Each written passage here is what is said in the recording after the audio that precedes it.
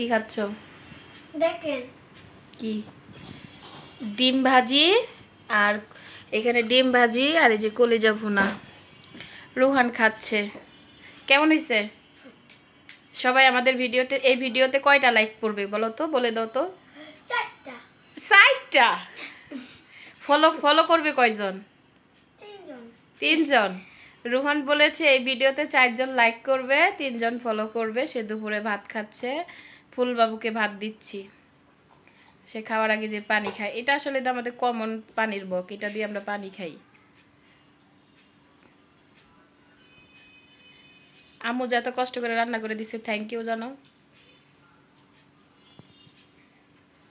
আসসালামু আলাইকুম, welcome to Salma স্বপ্ন পেজ থেকে সবাইকে অনেক স্বাগতম। সবাই কেমন আছেন? আশা করি ভালো আছেন। মানুষ মন থেকে একবার যেটা চায় সেটাই পায়। মানুষ কখনো মানুষের ভালোবাসার স্বপ্ন কখনো কেড়ে নিতে পায় না। পুনরায় আমি আমার পেজের পুরাতন ফলোয়ার বা যে ফলোয়ার অ্যাক্টিভ ফলোয়ারগুলো ছিল সবাইকে ফেরত পাইছি।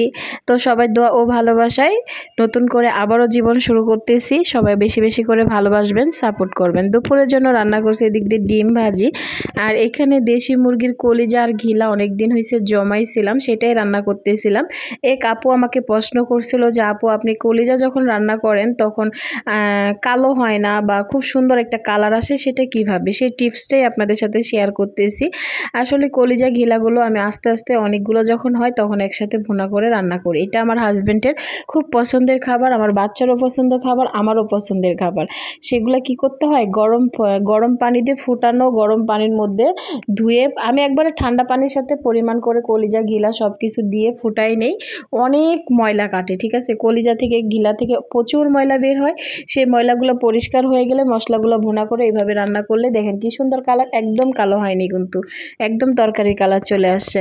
আর এদিক দিয়ে দেখেন আমার ছেলের কাণ্ড, সে একা একা খেতে বসে গেছে। আমার জন্য 2 সাইডে 2 ডিম রেখে সে মাঝখানে ডিমটা নিয়ে নিছে। যাই হোক, অবশেষে আমার ছেলের মাথায় বুদ্ধি হয়েছে যে কোনটা খাইলে ভালো।